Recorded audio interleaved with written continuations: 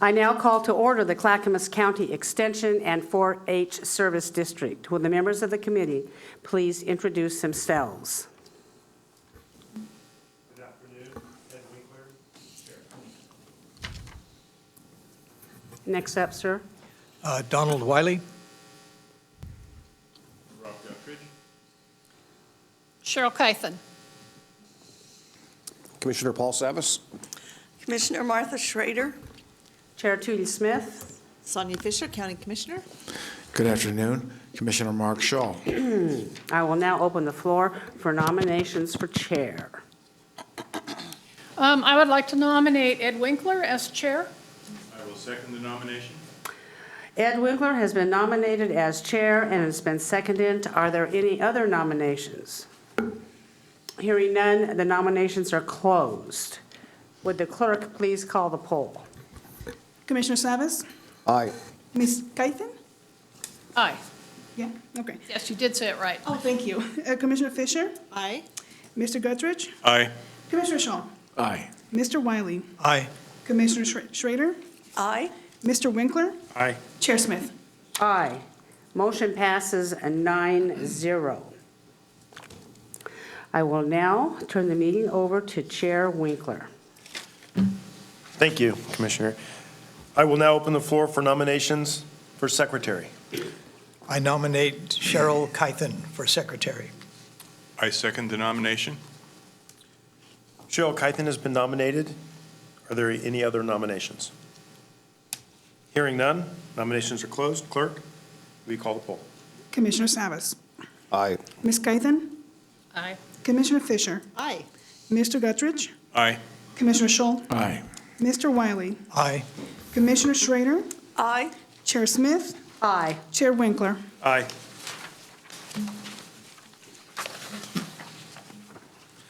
The result is unanimous. Cheryl Kythen is elected secretary. I will now ask Leah Sundquist, Liaison for Oregon State University's Extension Service Program in Clackamas County, to present the budget.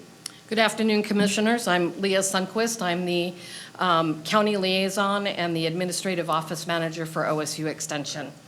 In front of you, I believe you have the letter that we presented to everyone in regards to the, it's a letter that goes to the community.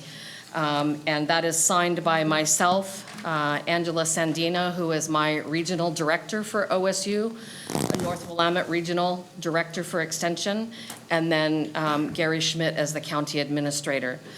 Does anybody have any questions or would like me to read the letter? You got it right here.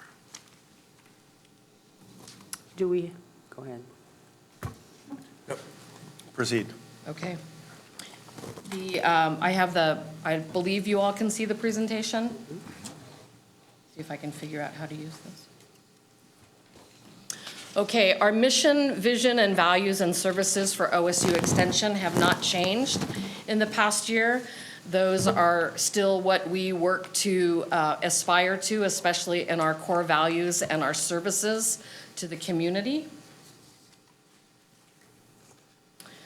We tried, as we did last year, to make sure that we integrated our priorities and the things that we do in our programming along with your 5 priorities in regards to building public trust through good government, growing a vibrant economy, strong infrastructure, ensure safe, healthy and secure communities, and honor, utilize, promote, and invest in our natural resources.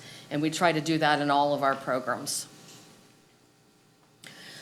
I had 6 slides here, and I was asked to reduce them to 2, and I was granted 2.5. So these are what I believe are our major programs and some of the accomplishments. I have provided you with our annual report that we do every year that will show statistics in each one of our programs. But our 4H and youth development is also named in our service district. We this year have over 850 youth participating in our program. We have a new club that has over 100 youth in West Lynn in a brand new club this year. So our youth program is going strong. Family Community Health is back up and running this year. These are a couple of their accomplishments last year, although COVID caused some challenges for them in that they could not do any food in-person cooking courses because of COVID. They just completed their first in-person class this Saturday, and it was a strawberry jam making course, so we are back into the swing of in-person classes. Our agriculture, I focused on small farms because I've heard a couple of commissioners talk about boutique farms and wanting to make sure that we are meeting your goals to get over 20% for support to the agriculture community. And so this slide shows you both small farms accomplishments this last year, as well as our community and urban horticulture program, which is part of the College of Ag program. Our master program, our Master Gardener program just completed their in-person Master Gardener course, and Clackamas had about 60 individuals that were in that new Master Gardener program. We had a total of over 140 for the Metro Region Master Gardener program. So that one's up and running as well. And then I brought Heidi Nordyke along in case you have any questions in regards to what she's working on in the way of small farms as we move through the presentation. Forestry and natural resources, as you know, with the wildfires that occurred and the ice storms, the forestry community and our 2 faculty members have been very busy in the last 2 years helping our community, individual farmers who have forestry lands, as well as any businesses who were affected by the fires. Tree School was online again. They just got done doing their first Master Woodland Managers course since they've had in the last... It's not over yet. It's I'm still in progress. It's still occurring. I'm one of the Okay. cohorts for this year. Still occurring for that one this year. They supported over 300 landowners who are in shortage of seedling needs for trees due to the fires. And so that's an ongoing effort. And then they're continuing the wildfire preparation type courses to help out the forestry owners to be prepared for wildfires again. This takes you into our budget, and the way I've tried to lay that out for you is to show you how we've tried to manage our administrative and our operational costs to keep them as low as possible and make sure that the money goes into our programming areas. And so, as you can see up in the top area, agriculture, and I have home horticulture next to it. That is a urban community horticulture program. And so they are aligned under the College of Ag as well. So we've got 16% that goes into that program. 4H, part of the service district, 26. Family Community Health, 16, and Forestry, 14%. In some cases, faculty members are paid for by the state. In a couple of cases, we still support some of the faculty members. And that's why you see 4H percentage a little bit higher, because that's our strongest program and our major area of focus. This shows you without our administration and operations where our support goes to.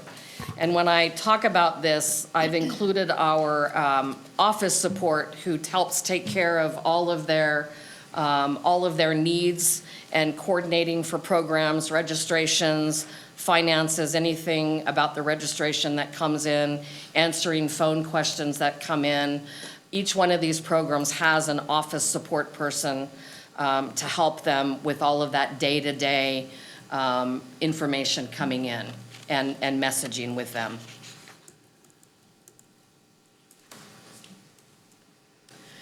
This takes you into the standard Open Gov document for the county.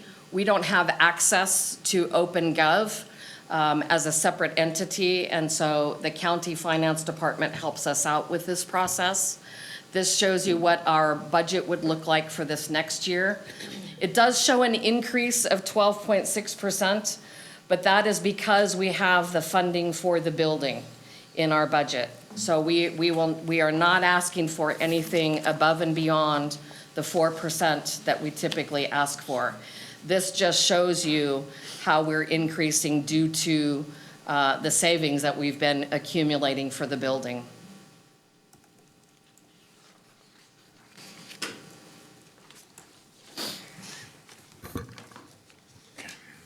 Any questions in regards to this?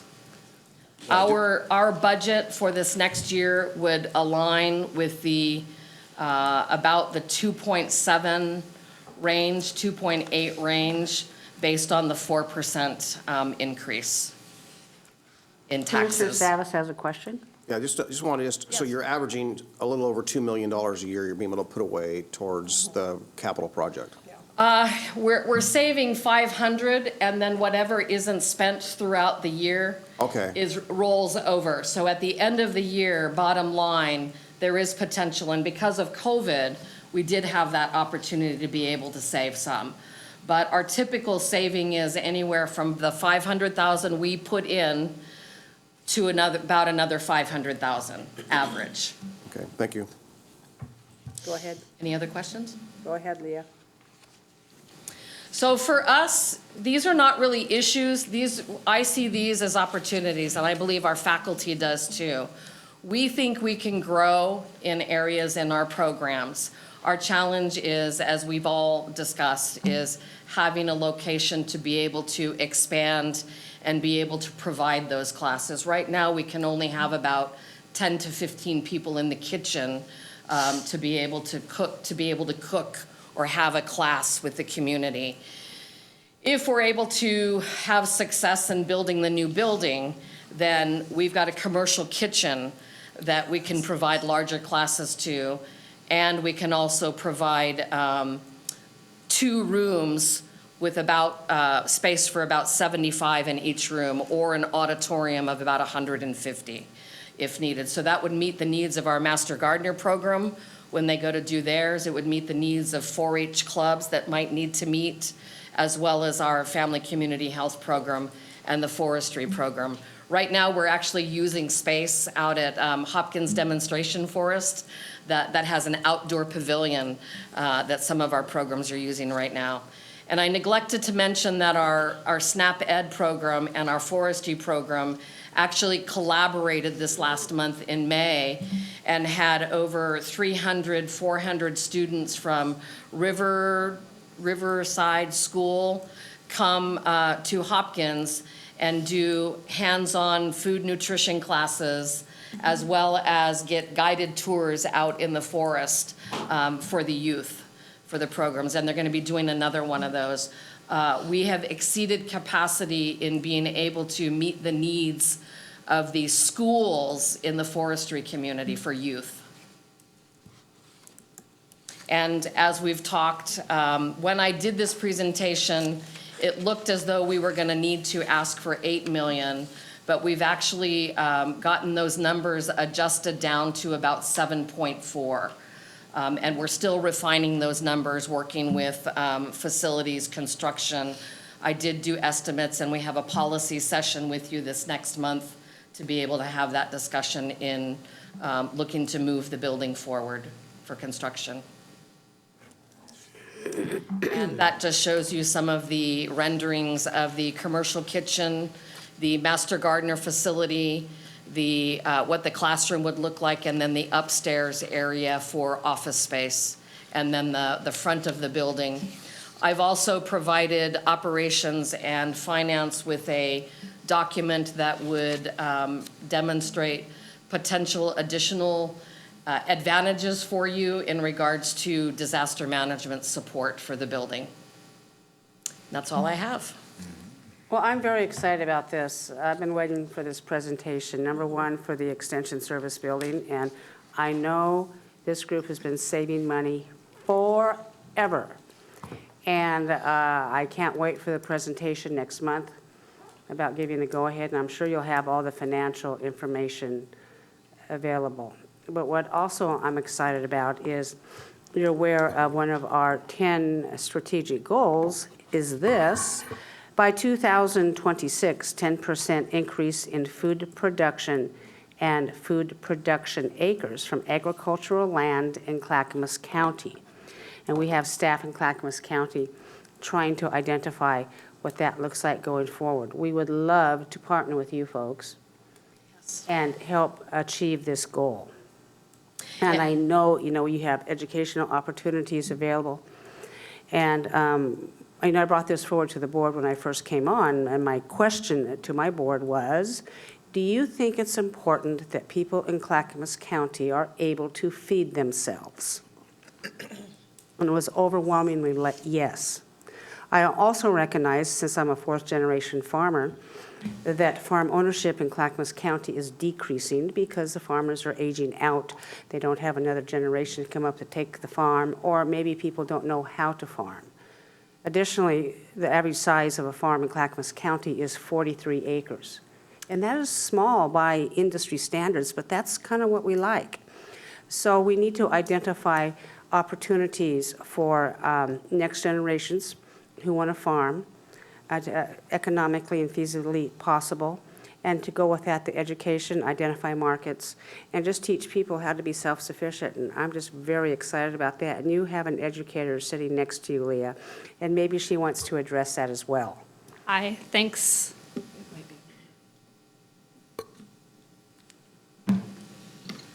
Thanks for having me. Thanks for having me today. So I work with OSU Extension in the Small Farms Program, and I'm based at the North Willamette Research and Extension Center, which is in Clackamas County. Clackamas County owns Yeah, we're owns that familiar with land that. there. That's Yes. very good. And so that is a place where, a lot of research is happening in ways to increase production, like in pest management for insects, disease, weeds, and then also we work closely with USDA and NRCS on education for soil health and water retention, like looking at these ways of efficiency for agriculture production. And I think the research that I've been doing with small farms, we're looking at winter production. So our climate here in Oregon, we can grow crops throughout the winter. And there's also high tunnels where people are growing, you might see turnips, radishes at the market sometimes in April, and those are growing in high tunnels. So we're doing a lot of education in looking at some season extension, looking at winter markets, and then also looking at crops that can thrive in our climate in the Pacific Northwest, working with plant breeders and others also. And then we also do a lot of work with farmers markets. Most of the farmers that we work with in the Small Farms Program sell directly to the consumers. So it's through CSAs, at the farmers markets, to restaurants. And so getting that network together and to support all of that.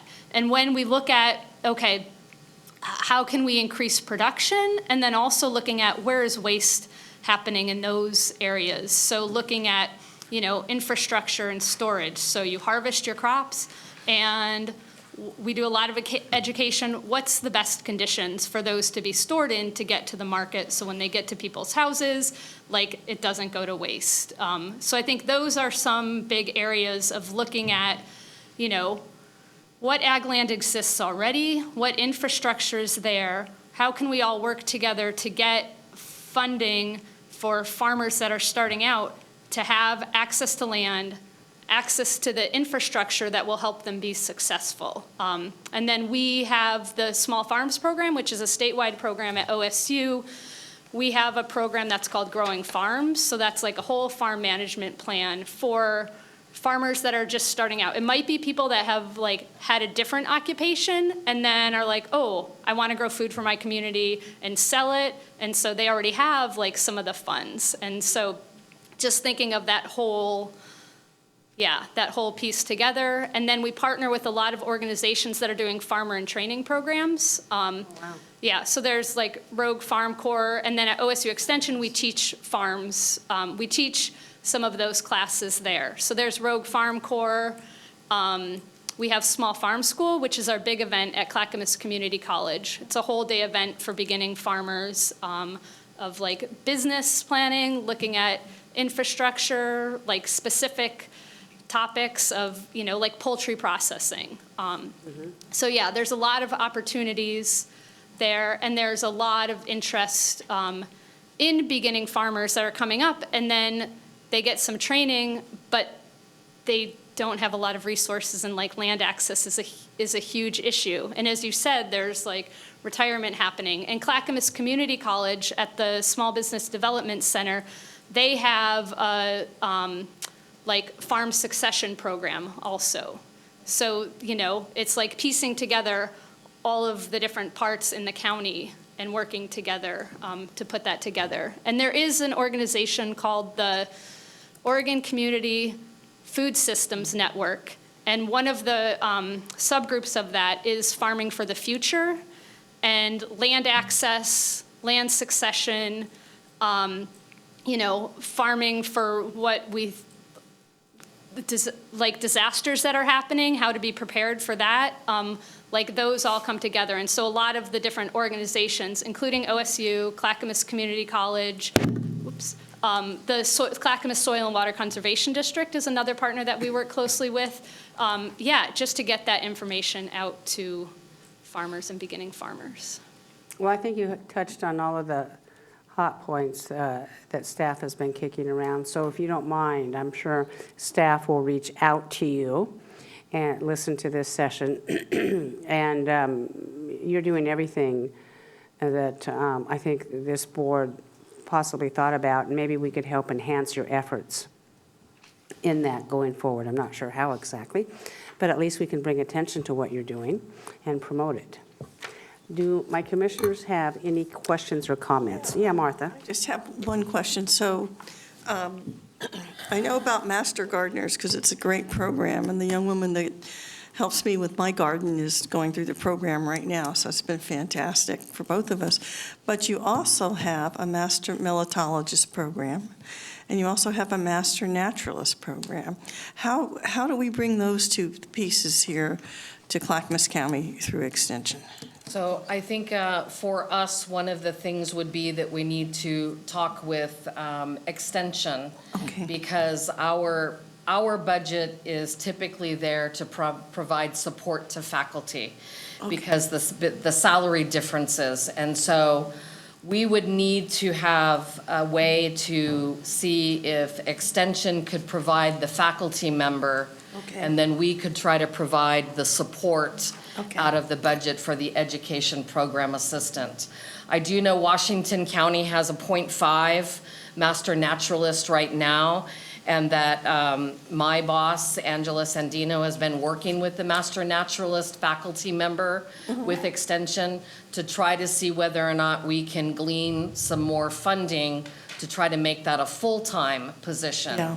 If we could make that a full-time position, then maybe it could be a split faculty, just like a couple of other faculty we have. Our forestry faculty member actually supports 3 counties. Our Master Gardener faculty promotes 3 counties. So it's a shared effort in most cases, which might be a way to do that. In terms of the entomology, it would probably be the same. Yeah. I do have my fiscal coordinator actually owns her own bee business. And so we've grown and learned a lot of new information about that as well. So we are trying to expand our programming. Our challenge is, one, trying to bring in more faculty, where to house them, and where to for them to be able to conduct the classes as well out in the community. That's why I was hoping that new building could come in. Yes, yes. A little bit. Yes, that would help that effort. Yeah.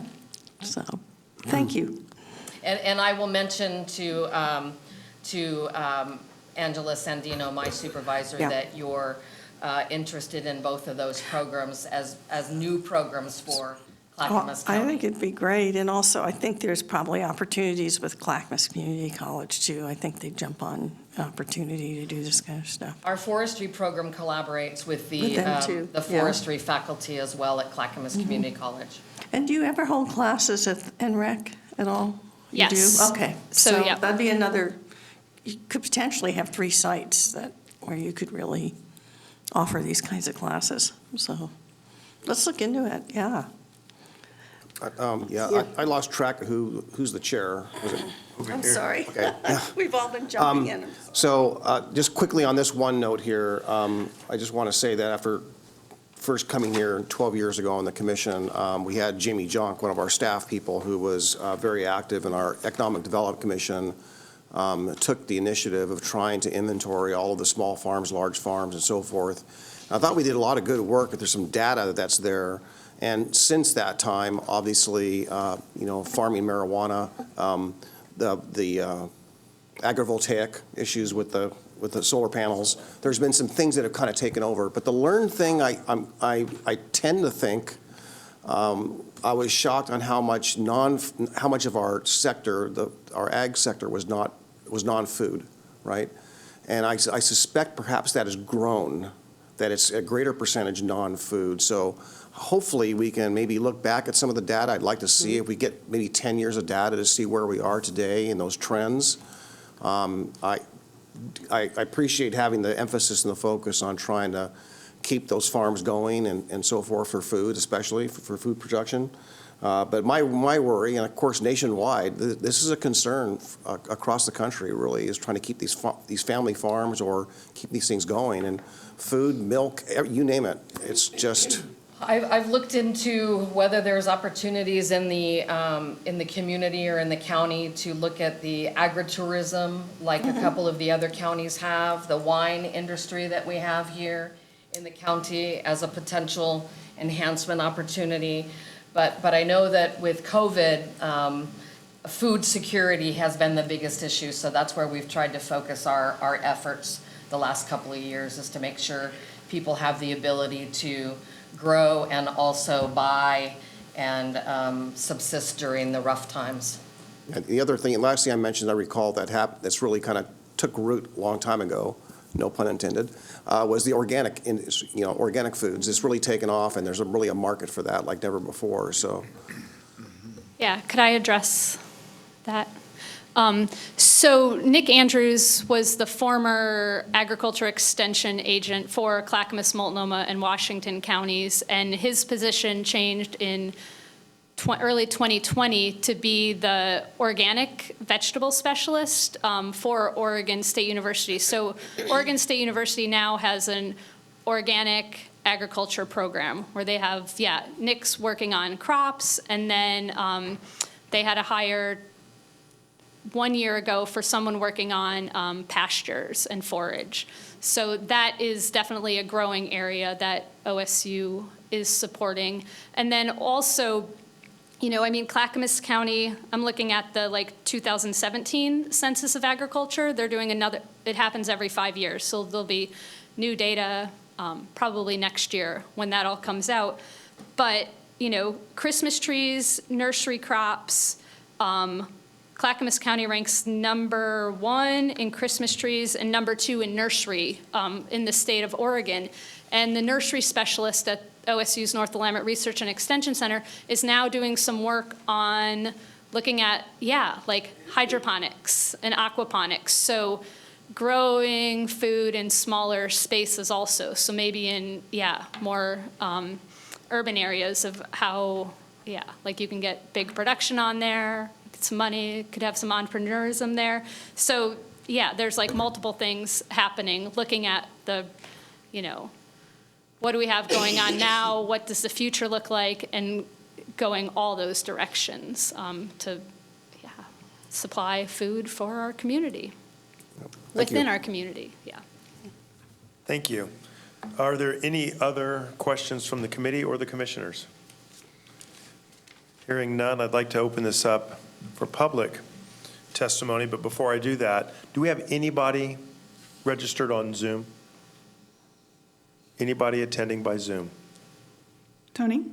There are 11 people that registered and attending on Zoom. None have registered for public comment. The raise hand feature is enabled for those that wish to testify. At this time, I do not have any raised hands. And I don't have visibility of that, so I'm going to lean on you for that visibility. But we're going to start with those who are present who would like to speak. Do we have anybody present that would like to speak from the one person? No. Okay.